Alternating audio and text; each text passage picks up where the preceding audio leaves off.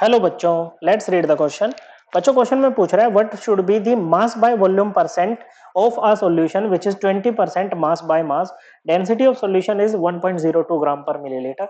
देखो हमसे पूछ क्या रहा है बच्चों, हमसे ना बच्चों मास बाय वॉल्यूम परसेंटेज पूछ रहा है। ओके बच्चों, जो कि किसके इक्वल होती है बच्चों। देखो सॉल्यूशन के ना दो कंपोनेंट होते हैं, एक होता है सोल्यूट जिसको घोलते हैं बच्चों, और जिसमें घोलते हैं मतलब जिसको डिसोल्व करते हैं वो सोल्यूट है, जिसमें डिसोल्व किया जाता है वो होता है सोलवेंट।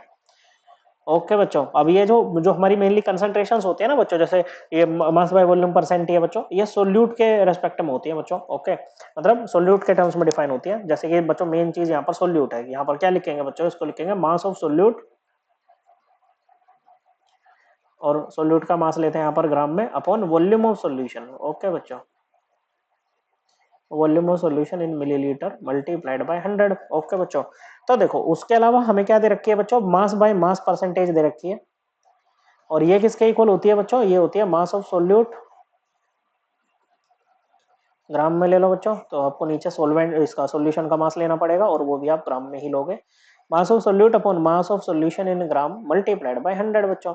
ओके, और ये कितनी दे रखी है आपको, ये दे रखी है 20%। अब देखो परसेंटेज का मतलब होता है 100 में से कितना, मतलब अगर आपके पास में वेट ऑफ सॉल्यूशन या कहो मास ऑफ सॉल्यूशन कितना है बच्चों, अगर आपके पास में मास ऑफ सॉल्यूशन 100 ग्राम है ना बच्चों, तो इसमें जो सोल्यूट होगा ना बच्चों, उसका जो मास होगा वो कितना हो जाएगा बच्चों, 100 में का 20% मतलब 20 ग्राम हो जाएगा। कितना हो जाएगा बच्चों, 20 ग्राम हो जाएगा। तो मास ऑफ सोल्यूट तो हमारे पास में आ गया है बच्चों 20 ग्राम।